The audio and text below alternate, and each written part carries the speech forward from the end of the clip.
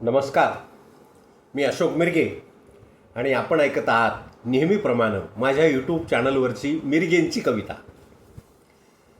आज नेहमीचाच विषय परंतु थोड्या वेगळ्या शब्दामध्ये मी मांडण्याचा प्रयत्न केलेला आहे. आणि खरंच सध्या असं झालं आहे की कोणावर विश्वास ठेवावा कळेनाच झालं आहे. आपलं लेकरू आपल्याच घराच्या लोकांच्या हातात द्यावं की नाही याच्याबद्दल सुद्धा त्या लेकराच्या आईला संभ्रम निर्माण झाला आहे.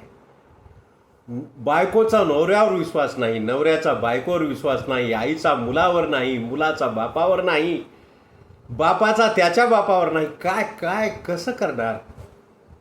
कोणाला म्हणायचं आपलं आणि कोणाच्या कार्यावर विश्वास ठेवायचा? आणि म्हणून आमच्या लहानपणी एक जुनी म्हण होती. आता तर तुम्ही म्हणीबद्दल विचारूच नका, कारण मराठीचंच असं झाली परिस्थिती की मराठी शब्दच कोणाला येईनात. कवितासुद्धा काही काही माझ्या डोक्याहून चालल्यात. त्याच्यामुळं मी मागं फेसबुकला पोस्ट करताना क्लिष्ट मराठी शब्दाचे अर्थसुद्धा खाली देत होतो. काही काही मराठी शब्द लोप पावत गेले, कळेच ना कोणाला. जुनी म्हण होती आमच्या काळामध्ये आणि ती म्हण अशी असायची की कुपाटीनंच शेत खाल्लं. आता कुपाटीच कशाला म्हणतात हे कोणाला जुन्या माणसाला माहीत आहे, नवीनला काही माहीत नाही. तुम्ही विचारा नवीन इंग्रजी शाळेमधल्या पोराला विचारा, कुपाटी कशाला म्हणतात, पखाल कशाला म्हणतात, भोवरा कशाला म्हणतात, विचारून बघा हो एकदा. येतंय का त्यांना? ते येईना. आणि म्हणून कुपाटीनं शेत खाल्लं किंवा कुंपणच शेत खाऊ लागलं, अशा प्रकारच्या शीर्षकाची ही कविता आजची माझी नक्कीच तुम्हाला आवडेल. मी जास्त भाष्य करणार नाही, कारण कवितेमध्येच मी सगळं सांगून मोकळा झालो आहे. ऐकूया माझी कविता की जेव्हा कुंपणच शेत खाऊ लागतं. हौसेनं पाळलेलं घरचं कुत्रं आता आपल्यालाच चावू लागलंय. हौसेनं पाळलेलं घरचं कुत्रं आता आपल्यालाच चावू लागलंय आणि राखण व्हावी म्हणून तयार केलेलं कुंपणच शेत खाऊ लागलंय. काय चूक आहे सांगा? भरवसा ठेवून नेमलेले प्राध्यापक पेपर फोडून विकू लागलेत. भरवसा ठेवून नेमलेले प्राध्यापक पेपर फोडून विकत आहेत आणि अभ्यास न करता पैशाच्या जोरावर विद्यार्थी स्पर्धेत टिकत आहेत. मेहनती लेकरू फाशी घ्यायलंय आणि आळशी पुढं जाऊ लागलंय. मेहनती लेकरू फाशी घ्यायलंय आणि आळशी पुढं जाऊ लागलंय आणि राखण व्हावी म्हणून तयार केलेलं कुंपणच शेत खाऊ लागलंय. गंभीर गुन्ह्यातले आरोपी सुटून पुन्हा गुन्हेच करू लागलेत. गंभीर गुन्ह्यातले आरोपी सुटून पुन्हा गुन्हेच करू लागलेत आणि निष्पाप निरागस कोवळे जीव त्यांच्या वासनेत मरू लागलेत.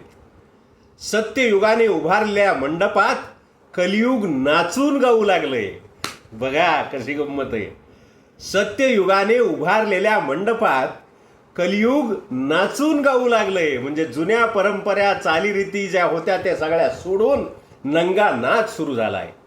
सत्ययुगानं उभारलेल्या मंडपात कलियुग नाचून गाऊ लागलंय आणि राखण व्हावी म्हणून तयार केलेलं कुंपणच शेत खाऊ लागलंय.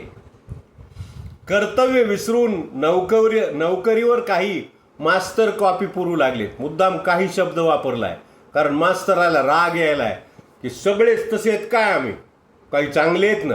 आम्ही कुठं नाही म्हणतो, 10-5% चांगले आहेत ना. म्हणून तर जिल्हा परिषद शाळाला कुलप लागले नाहीत, अजून थोड्या दिवसात लागतील. कर्तव्य विसरून नोकरीवर काही मास्तर कॉपी पुरवत आहेत आणि पैशाच्या हव्यासात मराठी माणसं इंग्रजी शाळा भरवित आहेत. बघा एक एक ओळ. कर्तव्य विसरून नोकरीवर काही मास्तर कॉपी पुरवित आहेत आणि पैशाच्या हव्यासात मराठी माणसं इंग्रजी शाळा भरवित आहेत. पोटाला चिमटा घेऊन प्रत्येक जण लेकरू तिथंच ठेवू लागले आणि राखण व्हावी म्हणून तयार केलेलं कुंपणच शेत खाऊ लागले. कष्टकऱ्याच्या मालाची किंमत बाजारात कवडी मोल आहे. कष्टकऱ्यांच्या मालाची किंमत, सध्या कांदा पेटलेला आहे बघा. कष्टकऱ्यांच्या मालांची किंमत बाजारात कवडी मोल आहे. चालाक स्वार्थी गिरायकापुढे त्याची तळमळ फोल आहे. कितीही काकुळतीला येऊन त्या शेतकऱ्यानं म्हणलं रे अरे 10 रुपये किलो घ्या रे कांदा, नाही घेत. तिथं घासाघीस करतात लोक. चालाक स्वार्थी गिऱ्हाईकापुढे त्याची तळमळ फोल आहे. गरीब समजून ठेवून घेतलेलंच घरात भांडणं लावू लागलंय. कोणाला आसरा द्यायचं काम नाही राहिलं. गरीब म्हणून ठेवून घेतलेलंच घरात भांडणं लावू लागलंय आणि राखण करील म्हणून तयार केलेलं कुंपणच शेत खाऊ लागलंय. आणि आता या शेवटच्या ओळी, कुणावर विश्वास ठेवावा हे सामान्य माणसाला कळणार कधी सांगा? कुणावर विश्वास ठेवावा हे सामान्य माणसाला कळणार कधी? आणि निष्कलंक समजलं जाणारं क्षेत्र नैतिकतेकडे वळणार कधी? कधी होणार? रोज टीव्हीवरच्या बातम्या बघून मन विचलित होऊ लागले.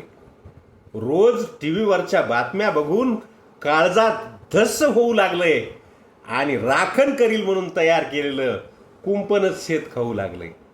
हौसेनं पाळलेलं घरचं कुत्रं आता आपल्यालाच चावू लागलंय आणि राखण करील म्हणून केलेलं कुंपणच आपलं शेत खाऊ लागलंय.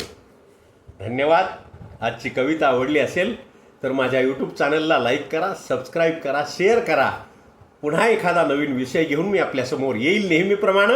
तोपर्यंत सर्वांचे धन्यवाद.